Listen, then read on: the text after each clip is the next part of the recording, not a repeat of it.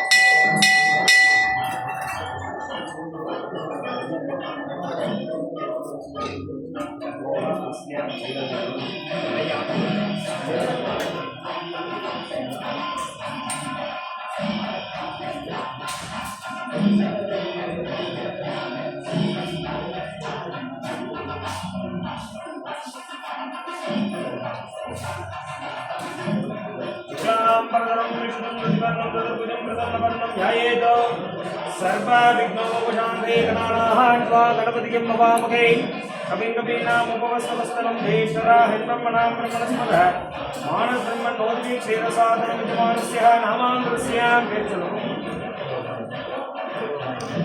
देवमयूरनाम्यः आरुद्रा नक्षत्रे मित्रराजस्य जानदं नाम्यः उत्तरा नक्षत्रे मित्रराजस्य धर्मपत्नी नाम्यः देवनी नाम्यः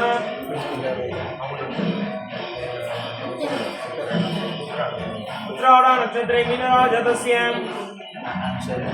अनुशयन नाम्यः गीता नक्षत्रे विषयराजस्य कृतिका नाम्यः रोहिणी नक्षत्रे पुष्पराजस्य सहकुटुम्बानां क्षेम दीर्घ वीर्य विजयको आयुको आरोग्य ऐश्वर्याणाम् अभिवृद्ध्या सिद्ध्यर्थं धनधान्यदा सकल सौभाग्यदा सिद्ध्यर्थं सकल विध दोष निवारणा सिद्ध्यर्थं व्यापार दलेषु उद्योग दलेषु सकल विध लाभकरता सिद्ध्यर्थं विशेष मंगल महागंगनाधिपति विशेषता अनुकूल्यता सिद्ध्यर्थं मन संकट निवारणा सिद्ध्यर्थं मन अन्यून्यता अनुकूल्यता सिद्ध्यर्थं येडः महागणपति विशेष पूजां करिष्यामः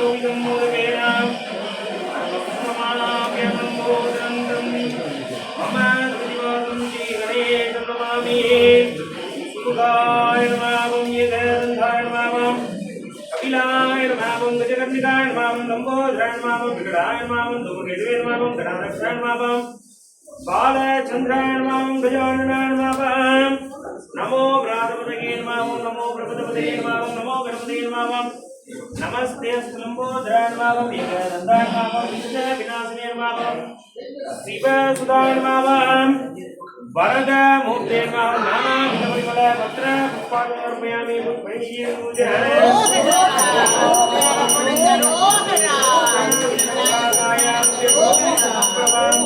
अवत्मं प्रतीदेव सर्वकार्येषु पंचमुख आद्य दीपमिन्दारण्यः पंचमुख आद्य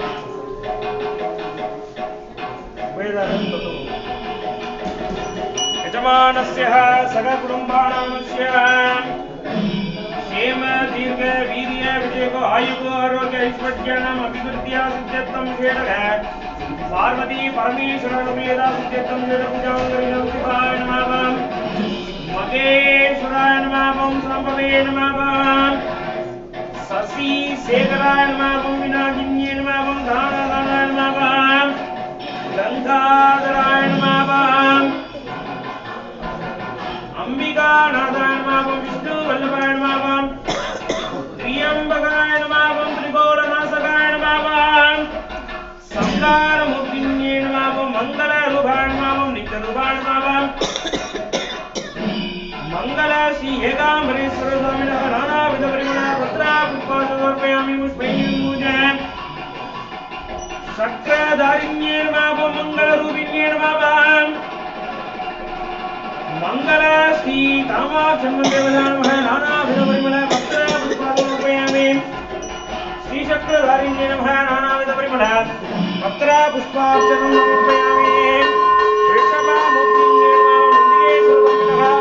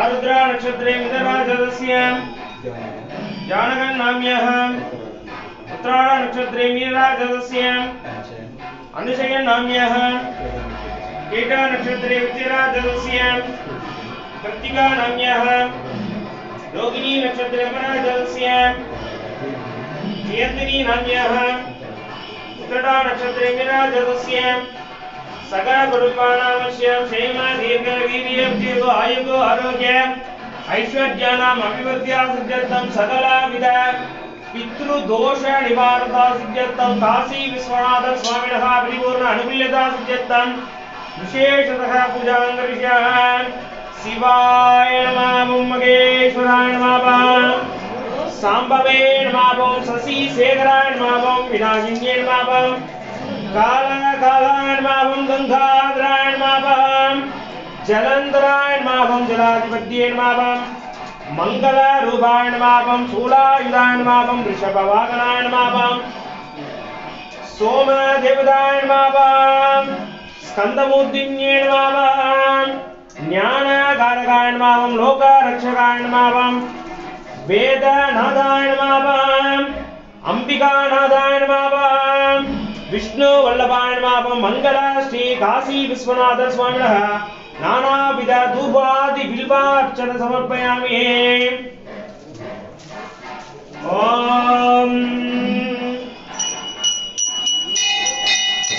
महासहस्रदेवताय नमः मंगलमूर्तिये नमः ज्ञानगणाम्य गुणाक्षदैनिराजस्य अंजनाम्य कीटाक्षराजस्य कृत्तिकानाम्य रोहितक्षराजस्य केन्द्रनाम्य गुणाक्षदैनिराजस्य सकलकुटुम्बानामस्यं क्षेमदीर्घदीर्घ आयुः आरोग्य ऐश्वर्याणाम् अभिवृद्ध्या सिद्ध्यर्थं सकलविध नेत्र दोष निवारणा सिद्ध्यर्थं कलत्र दोष निवारणा सिद्ध्यर्थं मांगल्य अनुकूलता सिद्ध्यर्थं विशेषतः आचन्द्रार्क वंश अभिवृद्ध्या सिद्ध्यर्थं षेडभुजाङ्गरिजः ओम ऐं ह्रीं ह्रीं ह्रीं ह्रीं श्रिय मात्रे नमः ओम मगारागिन्ये नमः ओम श्रीमच्चिन्तादलित्वज्ये नमः ओम चिरगोविन्दाय नमः ओम सुरनायिन्ये नमः ओम संग चक्रधारिण्ये नमः ओम संगारनायिन्ये नमः ओम अभिषा संगारमूर्तिन्ये नमः ओम वेद नायकिन्ये नमः ओम मंगलरूपिण्ये नमः ओम श्री विष्णु दुर्गादेवता नमः नारिद्रा कुंकुम अष्टोत्तर पूजांगरिज्ञाय गंगा देवी विषयक तीर्थनादिन्ये नमः ओम मकर वागिन्ये नमः ओम मंगल श्री गंगा देवी स्वामिनः विषयक पूजांगरिज्ञाय नानाविध परिमल पत्र पुष्पादि पुष्पैः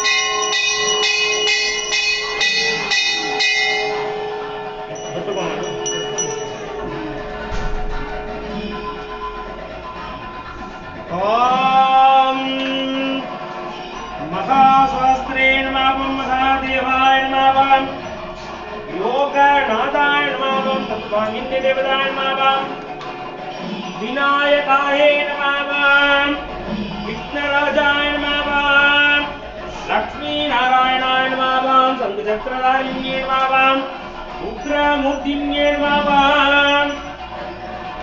श्रियकान्ताय नमः लक्ष्मीकान्ताय नमः मंगलरूप देवताय नमः महाविष्णुन्ये नमः विष्णुदेवताय नमः लक्ष्मीकान्त देवताय नमः मोहिनी रूपाय नमः विष्णु दुर्गा देवताय नमः संगारमूर्तिन्ये नमः शूलनायकिन्ये नमः आंजनेयाय नमः वायुपुत्राय नमः हनुमन्ते नमः गदायुधाय नमः वानररूपाय नमः मयूरवाहनाय नमः मंगलमूर्तिये नमः स्कंददेवताय नमः वल्ली देवसेना समेत शिव सुब्रह्मण्य स्वामिनः भैरव मूर्तिनः नमोनाथाय नमः क्षेत्र बालकाय नमः भैरव देवताय नमः नानाविध परिमल वसंत मंडल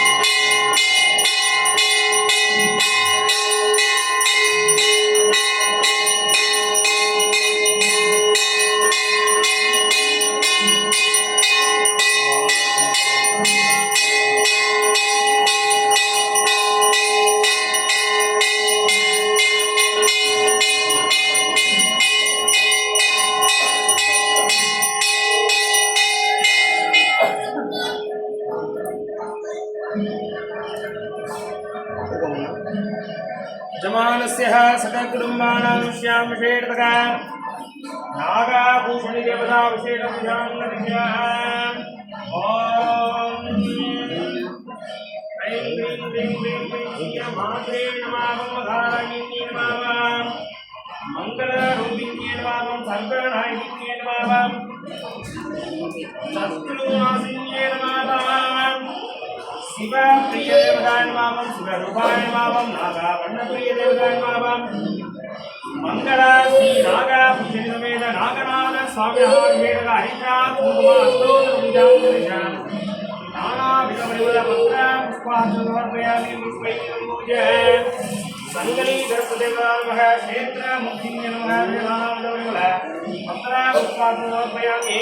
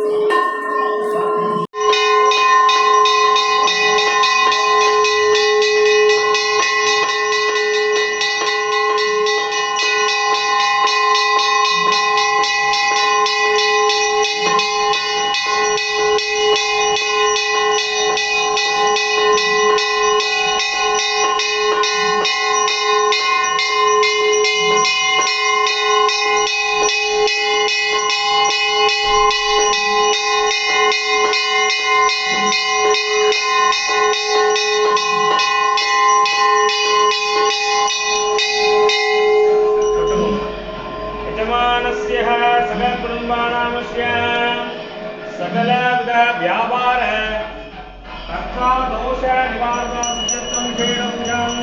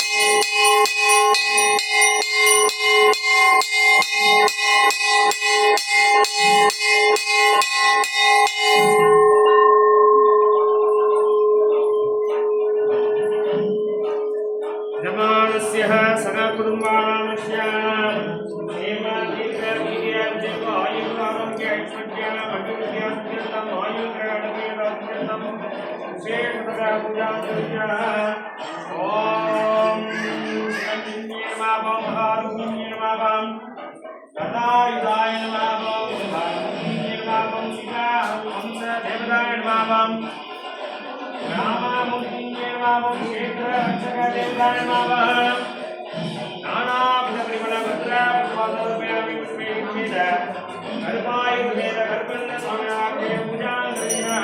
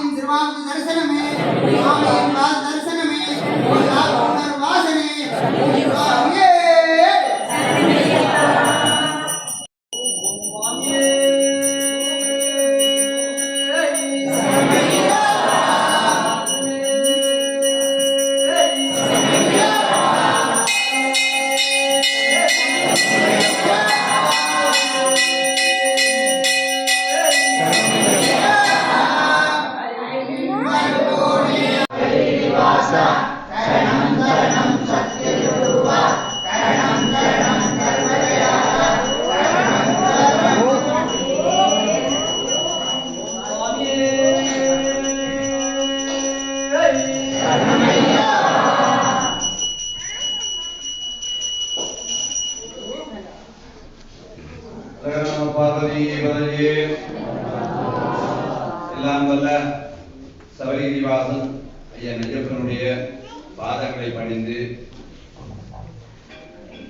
நீங்கள் அனைவரும் நாங்கள் எந்த மதத்திலே ஜனனம் செய்கின்றோமோ அந்த மதத்திலே ஸ்மரணம் செய்ய வேண்டும்.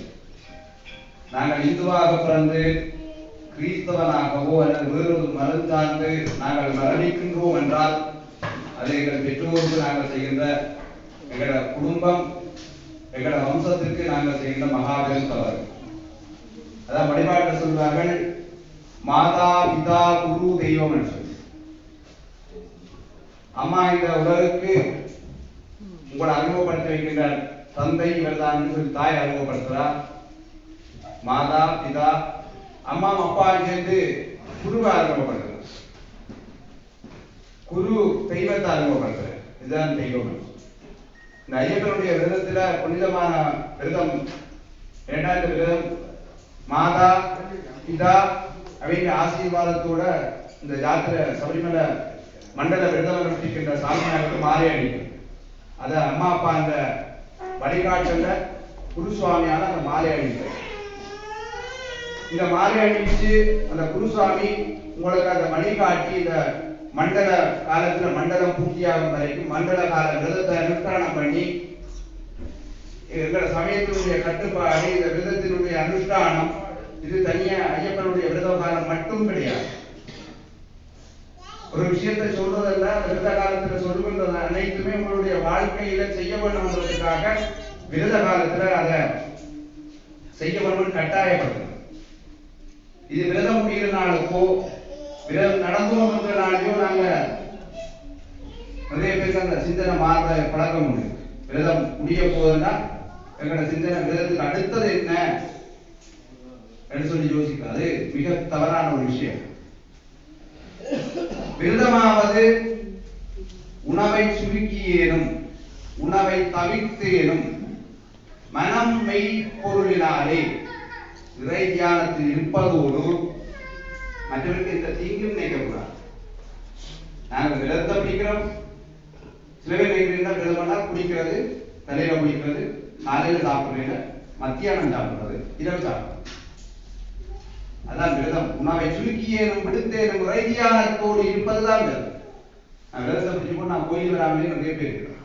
எந்த விதமா இருக்கலாம், சுவாமியினுடைய மண்டல விரதமா இருக்கலாம், ஏரிய விரதமா இருக்கலாம். உங்களுக்கெல்லாம் வாய்ப்பு இருக்கு, கிட்ட இருக்கிறதுக்கு வாய்ப்பு இருக்கு. ஆலயம் பார்த்து பக்கத்துல வரலாம். நாங்க அப்படி அதுதான் இன்னொரு எங்களோட மத வழிபாடு மாறிக்கொண்டே போகுது. மிக மனோரத்தான விஷயம் இது கை கூப்பி வழிபடுற வழிபாடு, இந்து வழிபாடு. அது விஞ்ஞானத்தை ஆராய்ச்சிகள் இது வழி இது கை கூப்பி செய்ய எங்களுடைய உடலுக்கு ஆலயத்தில் இருக்கக்கூடிய அந்த வைப்ரேஷன் சுவாமியுடைய காந்த அலைகள் அந்த கலசத்தினால காந்த சக்தி உள்ளுக்கு வந்து அந்த கலசத்துக்கு நேர இருக்கிற சுவாமியில ஊடுருவி அதனூடாக சுவாமிக்குள்ள இருக்கக்கூடிய யந்திரத்தினுடைய சக்தியின் எங்களுக்கு பிரதிபலிக்கும். அதான் நாமுடைய எல்லாரும் செட்டு கட்டி கொண்டு போயிட்டு வாங்குவது அவைக்கு திருக்க ஆரோக்கியத்தை கொடுப்போம். நாங்க கும்பிடுற வேணும் சொன்னா வெளியில இருந்து அது புதுமுறை கும்பிடுறது அப்படி வாயோட கை வச்சு இப்படி ஒரு சத்தம். நாங்க எங்களோட மத கொள்கையை நாங்க தாண்டி போறோம். நாங்க இந்துவா பிறகு நாங்க இந்துவா பாட வேணும், இந்துவா மரணம் செய்ய வேணும், இந்து வழி இந்து சமயம் என்ன சொல்லுது, சைவனா பிறந்தா சைவ சமயம் திருச்சி எடுத்தே இருப்போம். நாங்க தாண்டி தாண்டி எல்லாத்துக்குமே சாட்டி சொல்றோம். வைத்தியம் சாப்பிட்றோம், திருச்சி எடுக்கக்கூடாது, அதெல்லாம் கிடையாது. திருச்சி என்பது உங்களுடைய மதத்தினுடைய ஆரம்ப படிநிலை.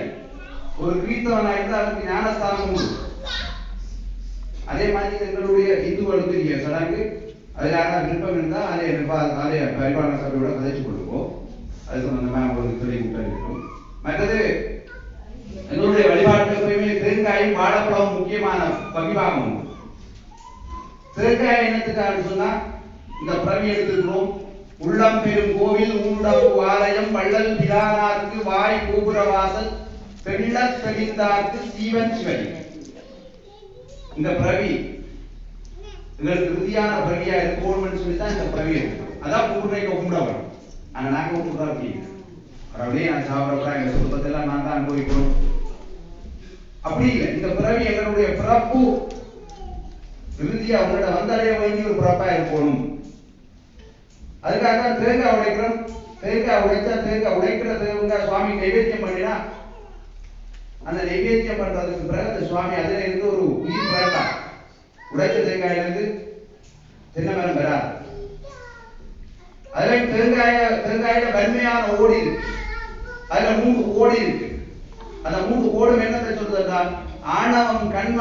மாயை என்ற 3 மரங்களையும் விட்டுடு. இது 3 பொல்லாத சாமம். இதை விட்டா பிறகு தேங்காயை உடைக்கின்றோம்.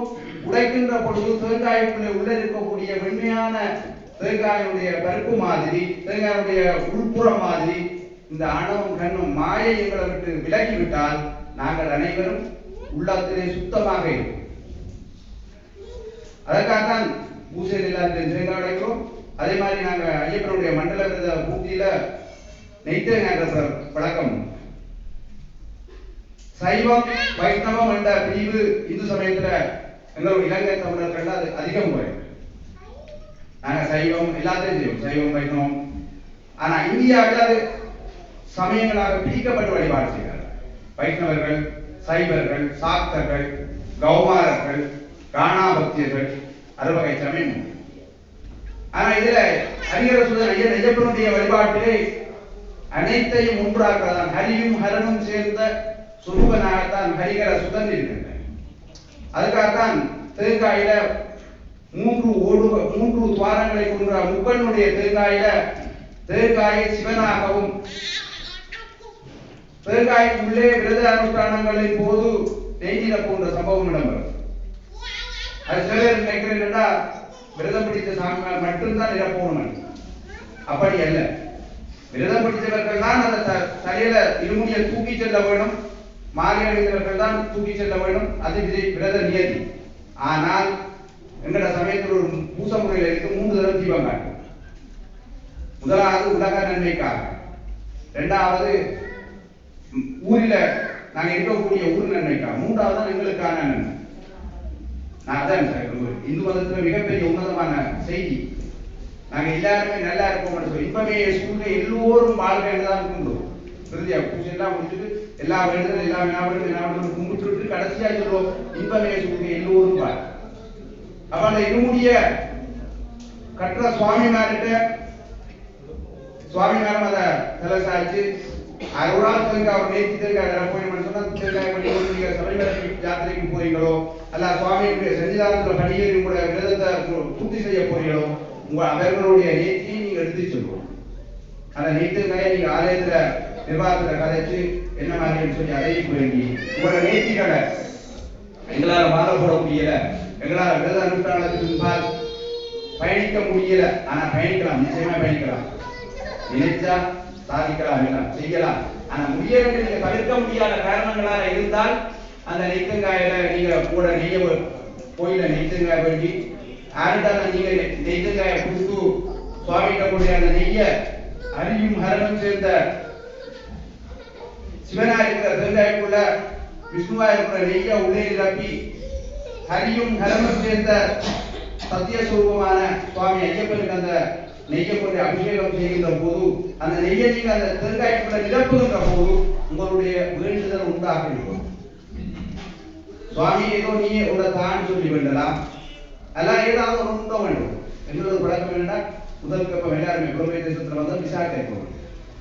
விசா கிடைச்சா வேலை கிடைக்கும், வேலை கிடைச்சா வாகனம் இருக்கும், வாகனம் வேணா வீடு வரும். அப்படியே எங்களுக்கு படிப்படியா எங்களுக்கு வேண்டுதல் இருக்கும், நிச்சயமா இருக்க வேண்டும். வேண்டாம் ஒரு எங்களுடைய இலக்கு இருந்தா தான் வாழ்க்கை பலன் இருக்கு. அப்படி ஒரு நோக்கம் உண்டாக விரத காலத்துல அந்த நெய்த்தங்காயை வேண்டி அந்த தேங்காய்க்குள்ள நெய்யை நிரப்பி சுவாமிக்கு அந்த பரிபூர்ணமான அருள் கிடைக்க நெய் அபிஷேகம் செய்கின்ற போது உங்களுக்கு அந்த நெய்ய அபிஷேகத்தின் பலன் உங்களுக்கு நிச்சயம் கிடைக்கும். விரதம் பிடிக்கிறவங்க அந்த பலன் கட்டாயம் அனுபவிச்சிருக்கணும் தெரியும். விரத அனுஷ்டானத்தை கடைப்பிடிச்சு பிடிக்கும். தயவு செய்து விரத காலங்களையாவது விரத அனுஷ்டானம் அதை விட ஆலயங்களை வருகின்ற போது பின்பார்த்தை தவித்துக் கொள்ள வேணும். நான் தலைமுறை விஷயம் அடிக்கடி சொல்லி இருக்கிறேன். நான் அதை சொல்ல தேவையில்லை, எல்லாருக்கும் ஓரளவு தெரியும். ஏன்னா ஆலயம் வருகின்ற போது ஆன்மாக்கள் லயப்பட்டு இருக்கக்கூடிய இடம் ஆலயம். அந்த ஆலயத்துல சுவாமியோட சரணபோதம் சொல்லும்போது அந்த சுவாமியோட சரணபோதம் சொல்லுற போது சுவாமியே சரணமளிக்கப்படுற போது அது எவ்வளவு மூச்சுக்கான ஒரு பயிற்சி உளவியல் ரீதியா சொல்லினேன். அந்த சுவாமியை கூட மூச்சு ஒரு சுவாசத்தை எவ்வளவு தூரம் செயற்படுதுன்றது இந்த முட்டு வருத்தம் இருக்கிறவங்க தெரியும். மூச்சு இழுத்து எவ்வளவு நேரம் அந்த கூட சுவாசப்பை அந்த மூச்சை பச்சு திருப்பி விட்டுதோ அவ்வளவு கூட மூச்சு சுவாசப்பை ஆரோக்கியமா இருக்கின்றது. அந்த சுவாமியே சொன்னப்பா எவ்வளவு தூரம் நீங்க இழுத்து சொல்லுங்க, குருசாமி சொல்லுற போது நல்ல இதா இருக்கு. அப்படியே இழுத்து கொஞ்ச நேரம் பச்சு திருப்பி அது சுவாமியுடைய சரணபோதம் மட்டுமல்ல, உங்களுக்கான சுவாச பயிற்சிக்கான பெரிய ஒரு பயிற்சி. எங்களை இந்து சமயம் எல்லாத்தையுமே ஒரு விஞ்ஞான காரணத்தால் நான் சொல்லி, ஆனா விஞ்ஞான ரீதியா நாங்க சொன்னா ஏற்க மாட்டோமோன்றதால இது செய்ய வேண்டும் எங்களோட சமயம் சொல்லி இருக்கு. எல்லாம் உடல் ஆரோக்கியம் மன ஆரோக்கியம் கிடையதான் எங்களுடைய வழிபாடுகள் சொல்லப்பட்டிருக்கு. அதே மாதிரி நாளைக்கு கன்னி பூசை, அது பகல் விசேஷ ஹோமம், நவகலச ஹோமம், பின்னிரம் விசேட படிப்பூசை, கன்னி பூசை எல்லாம் இடம்பெறும்.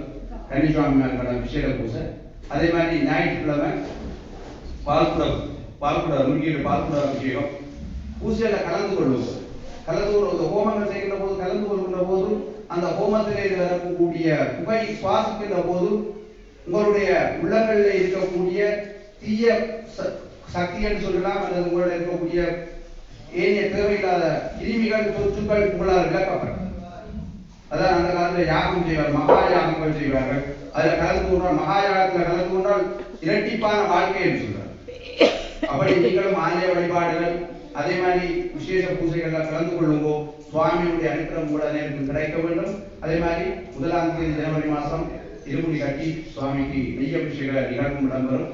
அதான் நான் முதல்ல சொன்ன மாதிரி நெய்த்துக்க வேண்டி உங்களோட வேண்டுதலை நிரப்பி நெய்ய சிவனிட்ட உள்ள விஷ்ணுவை நிரப்பி எல்லாம் வல்ல ஹரிகர சுதன் ஆனந்த சித்தன் சபரிவாசனுக்கு அந்த நெய் அபிஷேகம் செய்கிற போது உங்களுடைய வேண்டுதல்கள் நிறைவேற வேண்டும், நிறைவேறும் என்ற நம்பிக்கையோட உங்கள் அனைவருக்கும் எல்லாம் வல்ல சுவாமியுடைய அனுகிரகமும் உருவாசி கிடைக்கும் என்று கூறி வருகிறேன். பார்வதியோதையே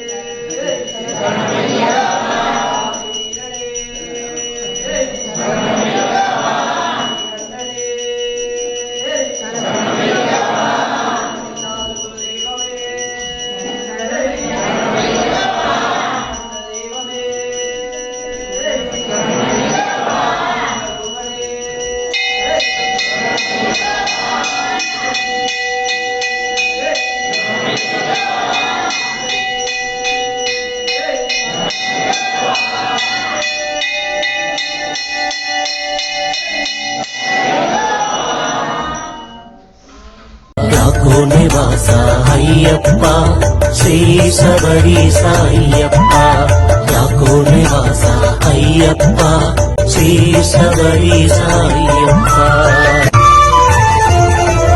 அடிக்கடி சொல்லும் திருநாமம் ஐயப்பன் திருநாமம் நாமும் அடிக்கடி சொன்னால் வாழ்வினிலே ஐயப்பன் அருள் கூடும். உன் பேர் சொல்ல சொல்ல உற்சாகம் பிறக்கிறதே ஐயப்பா, குந்தனுக்குள்ளே ஏதேதோ சக்தி இருக்கிறதே ஐயப்பா. யாக்கோ நிவாச ஐயப்பா ஸ்ரீ சபரீச ஐயப்பா, யாக்கோ நிவாச ஐயப்பா ஸ்ரீ சபரீச